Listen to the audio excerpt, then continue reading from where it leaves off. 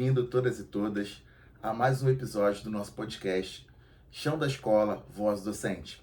Lembrando que esse podcast é um recurso educacional produzido pelo PROEF, editado e produzido por mim, professor Francisco, com a supervisão do professor doutor José Henrique dos Santos. Hoje nós iremos entrevistar o professor Elias, professor da Rede Municipal do Rio de Janeiro, professor com uma longa estrada no ensino público, que vem compartilhar conosco um pouquinho da sua experiência, da sua pesquisa, na qual ele falou sobre metodologias ativas para a inclusão de pessoas com deficiência.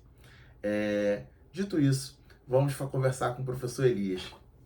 Bem-vindo, professor Elias. Fala para a gente qual é a sua formação, o que te trouxe até aqui, nesse momento. Olá, boa tarde. Obrigado pelo convite, Francisco. Fiquei muito feliz com esse convite. Assim, a gente que faz o mestrado, né, a gente quer mostrar nosso trabalho para todos, né? E para ser um exemplo para as pessoas, né? Como você falou, meu nome é Elias, eu sou professor aqui da Rede Municipal do Rio de Janeiro. Eu trabalho no CIEP Aracide Almeida, que é um CIEP aqui na área da Oitava CRE, no bairro Jardim Sulacata. Tá? É um CIEP muito legal, um CIEP muito bonito nessa área de Sulacata. Tá? Mas antes de falar do meu trabalho, eu gostaria de falar um pouco sobre como que eu cheguei aqui no mestrado. Né? Acho que é importante as pessoas para as pessoas não perceberem que nós não caímos de paraquedas aqui no mestrado. Né? Então, todos os professores têm assim uma trajetória. Né? Então, falando um pouco sobre a minha história na educação, eu me formei na UERJ, eu me formei em 2010 na UERJ. Quando eu me formei, eu falei, igual a maioria dos professores de educação física, né, vou trabalhar em academia, vou trabalhar com futebol. Comecei trabalhando no Botafogo de Futebol e Regatas, nas categorias de base, mas surgiu aquela necessidade de fazer um concurso. Né? Eu sou estudante, eu sempre estudei em escola pública, e quis fazer um concurso. Fiz um concurso para a armação dos búzios. Fui efetivado em 2013, consegui passar em 2013, e comecei a trabalhar nos anos iniciais do ensino fundamental. Nesse momento, eu também fiz concurso para São Pedro da Aldeia, e também passei para São Pedro da Aldeia. Lá em São Pedro da Aldeia, eu comecei a trabalhar com os anos finais do ensino fundamental. Contando um pouco da minha história, vocês vão entender por que o tema que eu escolhi para a minha pesquisa. Tá? Então, trabalhando no ensino fundamental, eu já comecei a observar as carências que a educação física tem. Tá? Então, começaram a aparecer muitos alunos com deficiência nas turmas regulares, né? Então, os professores tinham muita dificuldade de incluir esses alunos nas aulas. E como você vai incluir numa aula de educação física que a gente aprendeu aquela educação física mais mecanicista, né, na faculdade? Então, na faculdade a gente não aprendia a incluir, a gente aprendia a driblar, a arremessar, a ensinar a arremessar, ensinar a chutar. Então, na faculdade a gente é um mundo totalmente diferente do que nós encontramos na escola. Então, comecei a questionar essas questões que a gente encontrava no chão da escola. Em 2015, eu finalizei uma residência no Pedro II. No Pedro II, eu comecei a investigar sobre a questão da inclusão.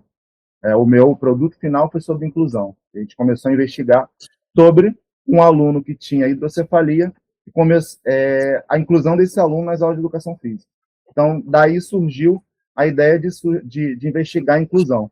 E também começou a ideia de investigar uma educação física mais transformadora, uma educação física que fosse inclusiva, uma educação física que fosse para todos, trouxesse aula de qualidade para todos. Então, a partir desse momento, em Búzios, São Pedro, eu comecei a pensar em fazer o mestrado, mas não dava para fazer o mestrado trabalhando lá na região dos lagos. Fica mais difícil, né? Fica muito mais complicado morando no Rio e trabalhando na região dos lagos, ficava muito complicado você fazer um mestrado. Então, eu comecei a tentar mestrado aqui no Rio de Janeiro, tentar fazer um concurso para o Rio de Janeiro e conseguir passar para o município do Rio. Fiz o concurso em 2016 e fui chamado em 2018. A partir de ter entrado no município do Rio, como eu falei, eu trabalho no CIEP Aracide Almeida, é uma escola que tem classe especial, e também tem um público muito grande de alunos com deficiência, incluídos em classes regulares. E começou a aparecer essa ideia de investigar isso de maneira mais aprofundada, num programa de mestrado. Então, comecei a fazer concurso para fazer processo seletivo para mestrado e consegui passar para o ProF em 2023. A partir do momento que eu entrei no ProF, então, começou essa ideia de investigar uma educação física que seja diferente dessa educação física mais tecnicista, uma educação física mais que seleciona os alunos mais fortes, aqueles alunos mais habilidosos, uma educação física para todos. Tá? Então, a ideia da minha pesquisa foi essa, investigar as metodologias ativas, já que as metodologias ativas elas têm essa ideia de colocar o aluno no centro do processo de ensino-aprendizagem. Realmente, a educação física ela mudou muito de alguns anos para cá, o seu processo de formação inicial nas universidades, mas ainda tem esse resquício de uma educação física militarista, não é? Tem que correr em volta da quadra e a excelência é o padrão e não acolhe, às vezes, a diferença. Né? E isso é importante, esse seu olhar, né, ao entrar no ensino público, de ver que tinha essa carência, que tem essa carência, é um olhar de quem quer fazer a diferença. Né? E essa busca por formação continuada, que é a entrada no mestrado, que é a entrada no doutorado, que seja, é buscar solucionar, né, esses problemas que você encontrou na sala de aula. E aí, você me falou agora sobre a metodologia ativa. Muitos falam sobre metodologia ativa, E o que é a metodologia? Explica para a gente. A metodologia ativa, ela são várias metodologias, na verdade, tem várias abordagens, que são práticas que colocam o aluno sempre no processo de aprendizagem. Ele dá autonomia ao aluno através da descoberta, através da resolução dos problemas. Então, são metodologias que você dá o protagonismo para o aluno. Que é uma ideia defendida pela Base Nacional Comum Curricular, né? E aí, como é que foi no colégio onde você implantou? Você me falou que o colégio tem uma boa estrutura. Aqui no Rio a gente tem escolas maravilhosas, não é? Tem o GEL Isabel Salgado, que inaugurou agora recentemente, tem o Juan Samarante lá em Santa Teresa, que é outro GEL também de excelência, tem os CIEPs, né, que são escolas pensadas para ser escolas, com estruturas de quadra, com alguns têm campo, não é? E aí, como é que foi para você implantar? Como é que foi para esse passo a passo para você implantar lá na sua escola? Então, eu levei a ideia para a direção, né? Levei a ideia da pesquisa para a direção. Nós entramos em contato com a prefeitura, mandamos o projeto para o comitê de ética. A partir do momento que o comitê de ética aprovou, nós pedimos autorização da prefeitura. A prefeitura autorizou também a pesquisa, né? Essa pesquisa ocorreu de maio de 2024 a julho de 2024. Foram 3 meses de pesquisa. Essa pesquisa ocorreu numa turma do 5º ano de ensino fundamental. Era uma turma que tinham 18 alunos, 9 meninos e 9 meninas. Desses alunos, uma aluna tinha transtorno de espectro autista, uma aluna pertencente à educação especial, tá? De nível de suporte 2. Ela era verbal, só que ela tinha dificuldade de se comunicar, tá? E aí nós utilizamos como alguns instrumentos de pesquisa, nós utilizamos diário de campo para documentar tudo o que aconteceu nas aulas, nós utilizamos fotografias, nós utilizamos matriz comportamental para observar o comportamento dessa aluna. E, dentro dessa perspectiva, nós trabalhamos com 3 tipos de metodologias ativas. Foi a sala de aula invertida, nós trabalhamos com trabalhos, nós mandávamos trabalhos para os alunos, para eles fazerem em casa, em grupo ou individual, mandávamos pesquisas para eles. Esses alunos pesquisavam um determinado tema, por exemplo, teve uma pesquisa que foi sobre mulheres no esporte. Então, os alunos traziam determinado conhecimento de casa, pesquisavam na internet, a gente mandava via WhatsApp, os alunos traziam todo o material, a gente construímos cartazes na escola, discutíamos, fazíamos rodas de conversa para discutir com esses alunos. Então, nós trabalhamos basicamente dessa maneira, o sala de aula invertida. Nós também trabalhamos com o ensino para compreensão, que é o TGFU, tá? Que é basicamente o ensino, é o ensino dos jogos para compreensão, né? Que você tem um esporte, você trabalha através dos jogos dele, né? Então, os alunos era uma atividade mais lúdica, então os alunos tiveram um pouco mais de gostaram mais do ensino dos jogos para compreensão. E nós também trabalhamos com a aprendizagem baseada em projetos. Então, a partir do momento que nós trazíamos um tema para eles pesquisavam, no final nós trabalhamos com a aprendizagem baseada em projetos, que foi uma Olimpíada Inclusiva. Nessa Olimpíada Inclusiva, a turma que participou da pesquisa, ela montou todo o roteiro da Olimpíada Inclusiva. Eles montaram as atividades, eles participaram ajudando durante as atividades. Essa Olimpíada Inclusiva, ela também teve a participação dos demais alunos da escola, não só os alunos com deficiência, mas alunos sem deficiência também, tá? Então, alunos da classe especial. Então, foi um dia muito legal, foi um fechamento muito legal da pesquisa. Tá? Então, a nossa intervenção pedagógica, ela teve esses três pilares. Nós trabalhamos com a sala de aula invertida, o TGFU e aprendizagem baseada em projetos. Você teve alguma dificuldade nesse processo para implementar, tipo, algum aluno que não, a sua aluna que você falou que tem TEA, ela teve dificuldade nesse processo, ou a turma auxiliou ela, como é que foi? Quando nós começamos a pesquisa, essa aluna tinha um pouco de dificuldade, porque em determinados momentos porque a gente traz meio que essa ideia de educação física, a educação física mais esportivista, né? Então nós trouxemos uma ideia diferente. Nós discutimos temas diferentes, como mulheres no esporte, racismo no esporte. Então nós transcendemos a questão de apenas a prática esportiva. Então, quando você faz isso, os alunos sentem um pouco de dificuldade de participar, né? Mas, no início, eles tiveram um pouco de dificuldade, mas, ao decorrer da pesquisa, eles foram sentindo gosto de uma educação física diferente, sentindo atraídos por uma educação física diferente. Inclusive, essa aluna, ela começou a pesquisa de uma maneira tinha uma participação mais passiva nas atividades, aquela participação que o aluno chega, responde a chamada e fica mais de lado, e ela foi começando a ser incluída no processo, ela começou a sentir vontade de participar, se sentir motivada em participar, e os demais alunos também começaram a chamar essa aluna, entendendo a ideia da pesquisa, os alunos começaram a chamar essa aluna para participar. Quando aquela aluna não queria participar da atividade, eles iam do lado dela, chamavam ela para participar. Então, assim a gente viu a questão da inclusão. Então, nós pesquisamos sobre a questão da participação ativa e da participação ativa e passiva. Nós observamos também a questão da inclusão, né, dessa questão da interação social, né, porque não existe inclusão sem interação social. Aquele aluno ele não pode estar apenas naquele espaço, ele tem que participar e tem que interagir.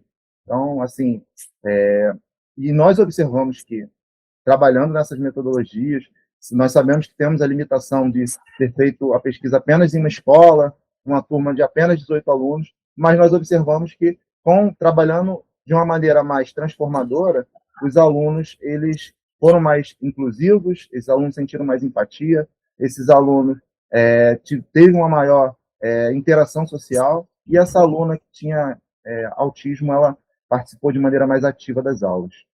Era uma turma de quinto ano ou de sexto? De quinto ano de ensino fundamental. Quinto ano. É legal você trazer essa metodologia e explicar para a gente do que é dessa metodologia. Por quê? Porque aqui, né, a ideia não é trazer uma receita de bolo. Eu venho repetindo isso nos outros podcasts, com as outras pessoas que eu entrevistei. Aqui a ideia é trazer possibilidades que possam ser realizadas na nossa prática, no nosso dia a dia, porque cada professor ele tem uma realidade, mas os professores que estão vindo aqui para conversar conosco são professores da rede, que enfrentam as realidades da rede, né? Alguns têm facilidade com espaço, outros têm dificuldade, alguns têm disponibilidade maior de material, outros têm disponibilidade menor de material, e isso acontece. E dentro disso, para material, o que você utilizou de material no seu trabalho? O material foi básico. O material foi, nós utilizamos a questão tecnológica de mandar mensagem de WhatsApp, divulgando os trabalhos que seriam feitos pela turma, e materiais alternativos. Nós, por exemplo, nós trabalhamos com futebol de cegos, e nós construímos a bola.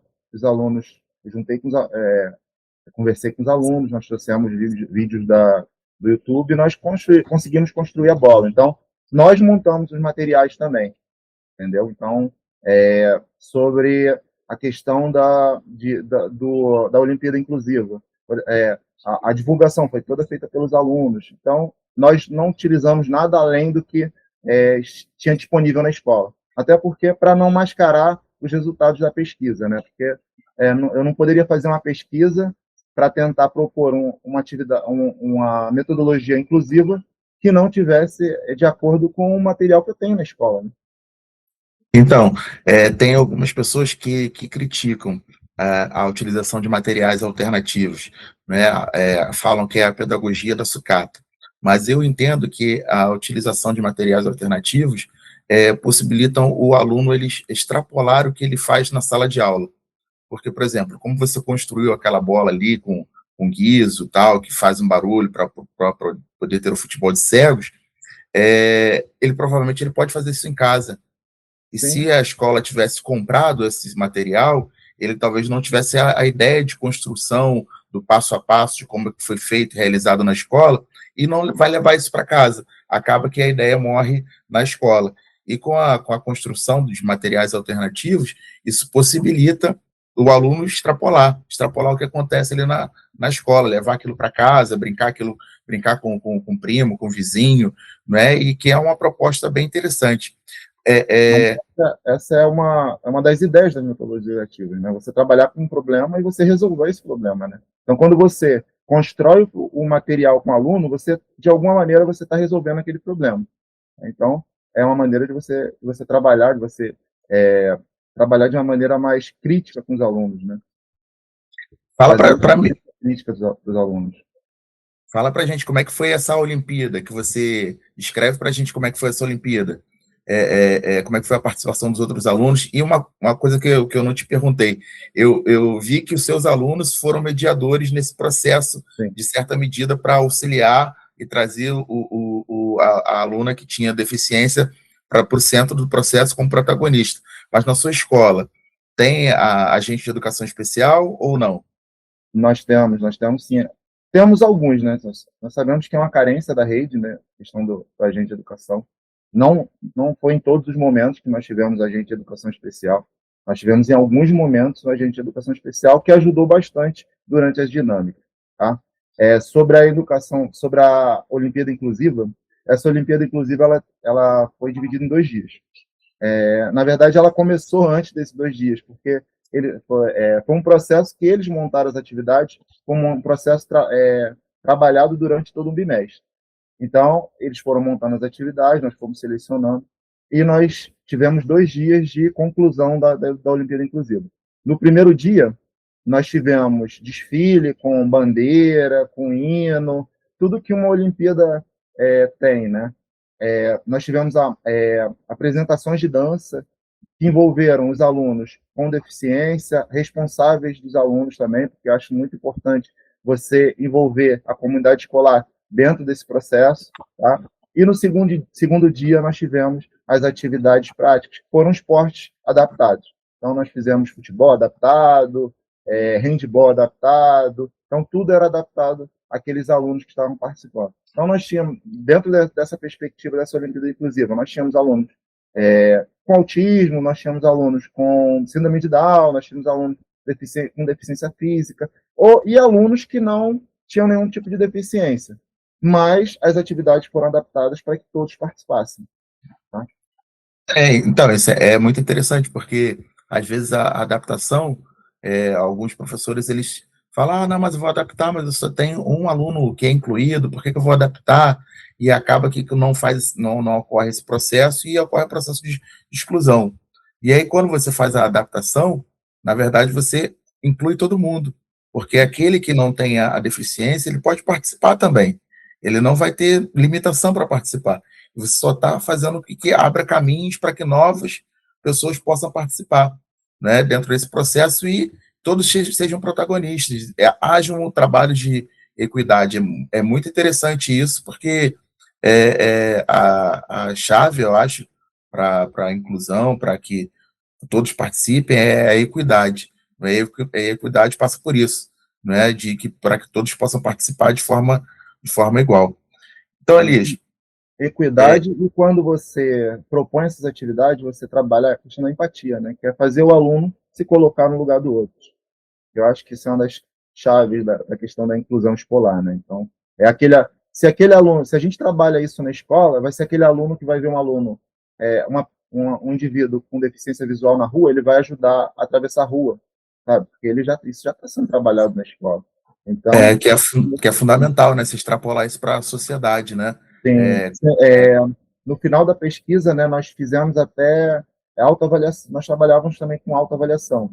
E nós fizemos, uma das perguntas é se você sentiu, nós colocamos a definição da empatia para os alunos e perguntamos para eles se esses alunos sentiram empatia a partir das atividades que eles vivenciaram. E 100% disse que sentiu empatia. Tá?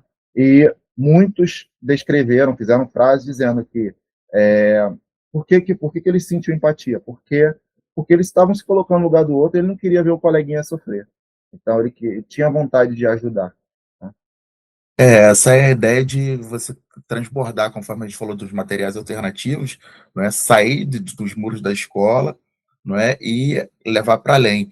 E aí foi sensacional no processo que você está me falando da descrição da Olimpíada, de trazer a família também para dentro da escola, né? Porque as pessoas muitas das vezes pensam que a escola ela é feita só pelo professor e o aluno, o diretor, não é? Mas na verdade a escola é feita por todos, né, os professores, as famílias, não é, as pessoas que estão no entorno, a comunidade que está no entorno ali também, ela participa, pode participar também desse processo da escola, porque a ideia de uma escola não é só o saber ali formal, não é o que você está fazendo, é o que você está fazendo no seu trabalho, propôs no seu trabalho, é transbordar, levar para a sociedade um pensamento de equidade, um pensamento de que as pessoas possam se colocar no lugar do outro.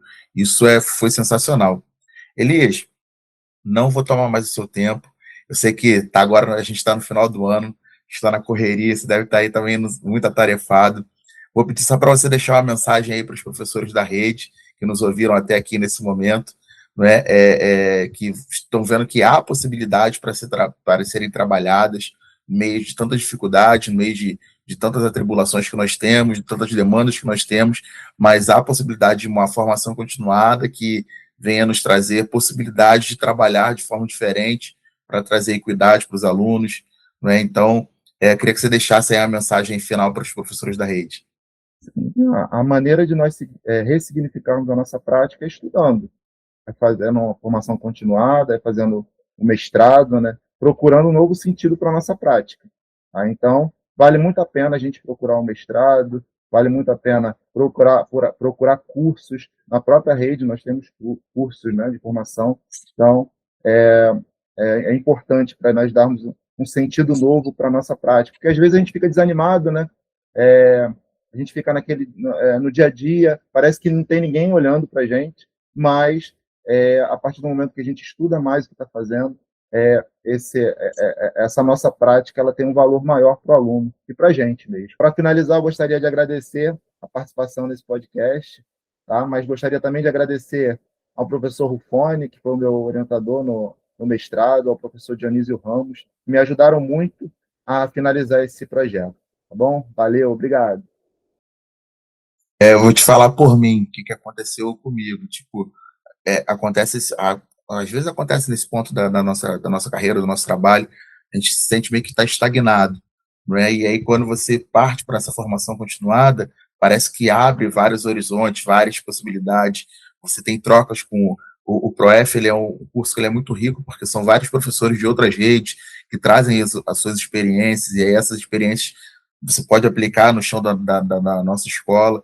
Então, eu corroboro aqui com o Elias, falando que se tiverem a oportunidade de fazer a formação continuada, de buscarem mais, o ProF é uma ótima oportunidade, mas tem outros também, cursos de mestrado, de doutorado que estão abertos, que também são muito bons também, mas não deixem de buscar. Elias, obrigado pela sua participação aqui, tá? Foi maravilhosa. Espero que os professores que estejam nos ouvindo até aqui nesse momento deem uma olhada na descrição, porque lá vai estar o seu e-book. Vou pegar depois o link com você, vou compartilhar aqui com eles também o seu e-book, que tem lá as possibilidades, cada um vai adaptar a sua realidade, do seu chão, da sua escola. Né? Mas aqui, mais uma vez, a voz do professor foi projetada para que todos possam ouvir. Valeu, Elisa. Obrigado. Obrigado. Tchau, tchau. Até a próxima. Tchau. Valeu. Valeu.